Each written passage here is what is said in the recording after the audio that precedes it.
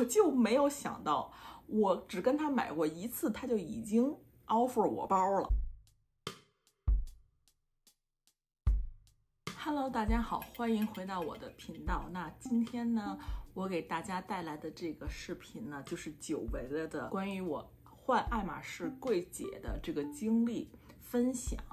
那在视频开始之前呢，我希望说明几点。我今天尽量只负责分享我经历的这个部分，没有过多的分析和理论上的讨论。另外呢，这个经验也只适合美国的爱马仕店，并不能代表其他国家爱马仕店铺的经历，或者是他们在配货上的规则和柜姐分配的规则。如果你是喜欢非常快速拿包的顾客，那我的这个经历可能也并不适合你，但是还是欢迎你愿意来听我的换柜姐的这个经历。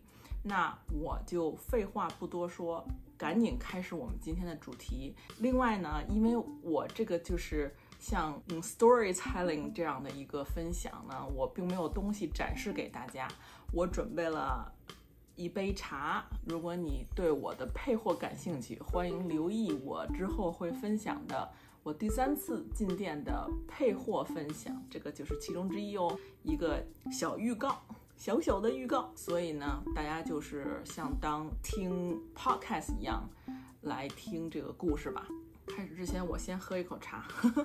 如果你对我第1次进店经验感兴趣，可以去看我有一个视频是非常详细的讨论我当时跟我第1个柜姐的经历。这个呢，我就不在这里复述了。我这次主要讲我的关于换柜姐的这个事情，但是呢，我稍微的简单概括一下我的这个之前的柜姐。我一共只有经历过2个柜姐，就是这家店呢，我第1次去遇到的这个柜姐呢也非常好，但是问题就是说他回信息的速度极慢，他不是非常愿意回信息。这个我无法判定是因为我是他的新客人，还是说他本身不是一个就是特别喜欢发信息的人，还是怎么样。可是呢，我就发现他在售后的这一方面沟通上，在信息沟通上特别的缺乏。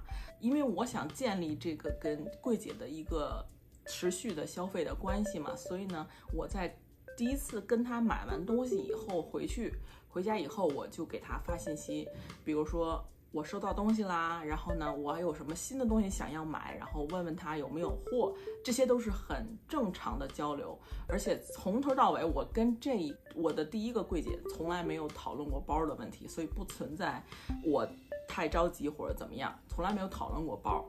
但是呢，他回信息的速度非常非常慢，甚至不回信息。在我第2次想要进店发信息预约的时候，他完全不给我回信息，就是完全的没有任何回复。因为我是不愿意咄咄逼人的一个人。如果你不给我回信息，我只能把它视作你不愿意跟我继续发展这个客户关系的这么一个意向。所以呢，因为我实在没有办法再跟他联系了，我觉得如果我打去店里去找他当面跟我回复，我觉得有一点点太 pushy 了。所以呢，我当时是这样解决的这个问题。我就是在预约的时候，在他们的官网，爱马仕的官网有一个线上的预约系统。这个系统呢，你可以预约某一家门店的某一个柜姐。这个就是我当时的最后一个办法，就是约到这个人。然后呢，我就约了某某时间，然后我也写上了我的这个柜姐是谁谁谁，我希望跟他预约这样的。后来呢，我在收到爱马仕官网回复的时候呢，他们给我预约了另外一个人。这个时候我就觉得，那可能我跟这个柜姐的缘分确实没有。而且我当时觉得这样也可以，因为我之前在我的视频里也说过，我们本周没有爱马仕店，我是跨州买的，所以我这种远程客人呢，我更需要柜姐非常积极的回复我信息，或者至少是能回复我，而不是说完全毫无音讯这样的。因为我大部分时间不能进到店里去买，所以我需要一个这样的柜姐，满足我消费的需求，对吧？我不能时不时的跑到店里去。所以呢，我当时就想，他既然系统分配了给我另外一个柜姐，那也不错，那我就这一次尝试一下这个柜姐。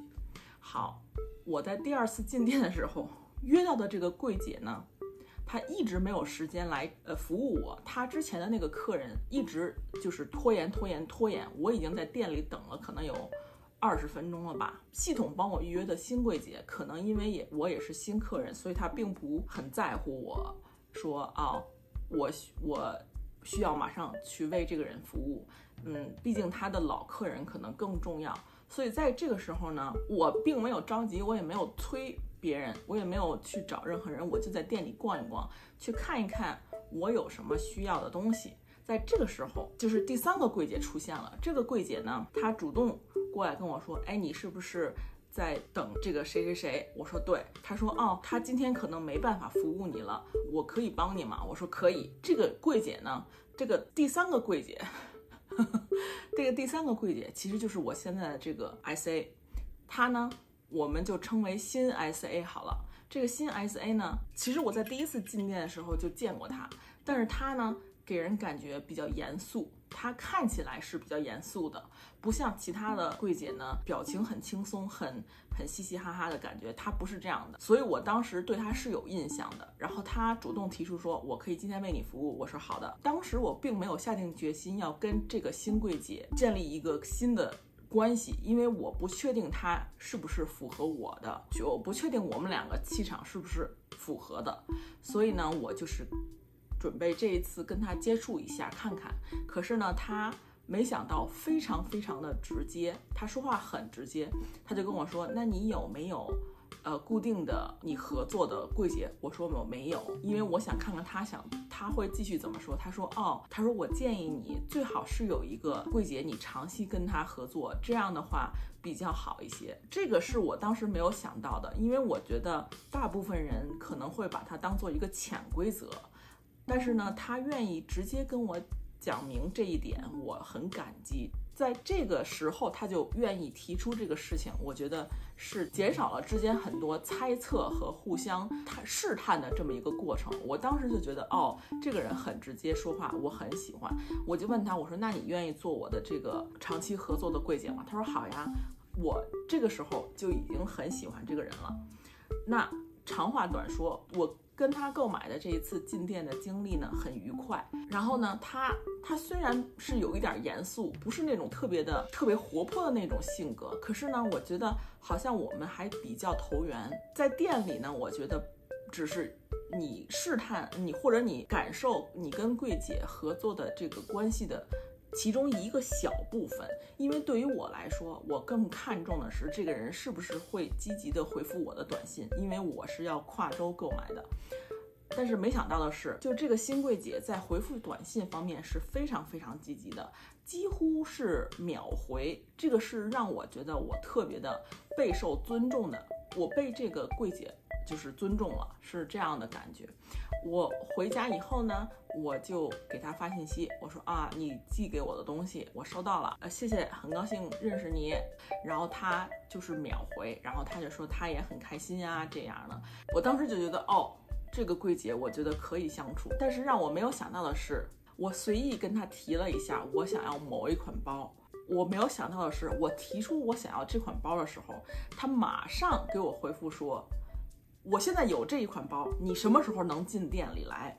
我就没有想到，我只跟他买过一次，他就已经 offer 我包了。后来呢，我们俩通过打电话发现他看错了，并不是我提出的那个包。可是这个时候我就确定了，他是愿意 offer 给我包的，只要有。所以呢，我当时就决定这个柜姐是可以合作的。过了几个月，又有机会就是出差进店了，我就发短信想要跟他预约一个时间，没想到他很快就给我回了。注意，这个期间我已经有大概3个月没有跟这个人联系了，因为我平常不会没事发信息给柜姐的，我只有在需要买东西或者是需要预约的时候，我才会发信息。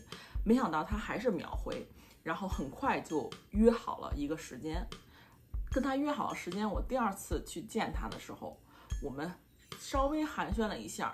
我们在上楼准备去买东西的时候，去看东西的时候，他马上就跟我说我有个包。然后我是真的没有想到，所以这个时候我们已经3个月没有联系过了。然后他上来就跟我说我有个包，然后我就觉得我说天哪，我说这也太容易了吧。然后我就问他是什么包，然后他说的是一个不是 BKC 了，然后呢是一款我觉得可能以后我会要，但是现在我不需要的一款包。我说没关系，我现在不需要。注意，这个只是我们第2次见面，可是我觉得他已经比第1次放松了很多。再喝一口水，有点激动了。然后这一次他就已经开始跟我讨论关于 quota bag 的问题了，就是说我是否是想要一个什么什么包，或者 BKC 之中的其中一个。我们已经开始讨论这个问题了。虽然我不是大户，虽然我没有跟他买过很多东西，而且我也没有提过过多的要求，我只跟他提过那一个包的事情。而且我也跟他说了，我真的不着急，我愿意等。而且我的等是可以以年为单位的等，就是我真的不着急。但是他已经开始跟我提这个包的事情了，然后让我觉得这个柜姐她是会就是帮你着想的。然后呢，第2次我也买完了回家了。我一般售后都会有一个联系，就是说很感谢你帮我这次买到了我喜欢的东西，谢谢。这个我觉得是最起码的礼貌。然后他呢也都是秒回给我。然后因为我这次进店有一些东西我没有买到，回家以后把那个就是需要的东西，就是发图片啊，发这个reference code 给他，让他看，然后他帮我订。然后呢，有一个小插曲，让我发现这个人真的是，就是他会尊重每一个客人。为什么呢？是因为我不小心用了我另外一个电脑的账号发信息给他，我以为他跟我的手机是连着的，但是他其实不是。所以呢，我发的这条信息在他那里显示应该是一个陌生人的 email， 而且这条信息我只发了一个 reference code， 什么其他的废话都没有，因为我当时正在跟他沟通我想要什么东西。所以呢，他那里显示呢其实是凭空的显示了一条 reference code， 他当时并没有回复那个号码，我觉得能理解。过了1天，我的电脑上收到了一条信息，是他回复给我的。他说对不起，我不认识这个 email， 请问您是哪一位？然后呢，他又说他是谁谁谁，他是这个爱马仕的员工谁谁谁。我当时就觉得哇塞，这个柜姐是真的会回信息的，她连陌生人这么一条没头没尾的信息她都会回，她真的是愿意发信息沟通的一个柜姐。这个时候我觉得这个柜姐可以处，能相处。总之他在跟我沟通的时候呢，会跟我说，如果你可能买这个呢，会对你的 profile 比较好，或者是你如果买了这个，但因为我当时并没有说不买，我只是说可能过一段时间再买。他的意思就是说，你现在买了呢，可能你下次来就有包了。我是没有想到我的包能来得这么快。而且我想，如果当时我没有更换柜姐，而是不停地等第一个柜姐给我回信息，可能我根本不可能这么快速就买到我喜欢的东西和一个包的 offer。虽然我现在还没有收到这个包的 offer， 但是我知道我的这个柜姐在帮我争取。所以我是今天分享的这个故事呢，我希望能对这些在配货当中的这些朋友有帮助。因为我知道很多人都会说，你坚决不要换柜姐，你坚决不要破坏你跟你一个柜姐的关系。但是我觉得是这样，如果这个人不适合你，你必须要换，因为你可能互相不适合对方，这样呢你合作起来会非常的麻烦，会非常的慢，你磨合的也很慢。你不如换一个适合你的柜姐，这样呢买起东西来也很顺畅，你的过程也非常开心。我的结论就是说，至少在美国的爱马仕店，你换柜姐是绝对没有问题的。如果你是小白的话，如果你是刚刚开始买，那你这是比较有优势的，就是说你还没有跟你的柜姐建立一个特别深的联系，你最好是多接触几个，直到你找到一个跟你气场相符合和适合你需求的一个柜哥或者柜姐。这样的话，你之后的配货啊，或者是购买啊，这个道路会顺畅很多。所以呢，我今天只是想要客观的把我的经历分享出来，希望能对大家有帮助。如果你有任何的问题，欢迎在留言区跟我讨论。然后如果你喜欢看我的配货的分享，那请移步到我的频道，然后呢，我那边有开箱，我所有的爱马仕开箱都分在开箱的分类下。然后如果你还没有订阅，请别忘了订阅我的频道，因为我马上还有一次机会要去到出差去店里，我看看这次我能不能拿到包。最后的最后，都希望大家拿包顺利，配货顺利，能买到自己心仪的爱马仕产品。那好了，我这次的故事分享就到这里，请别忘了订阅、点赞和留言。那我们就下期视频再见喽，拜拜。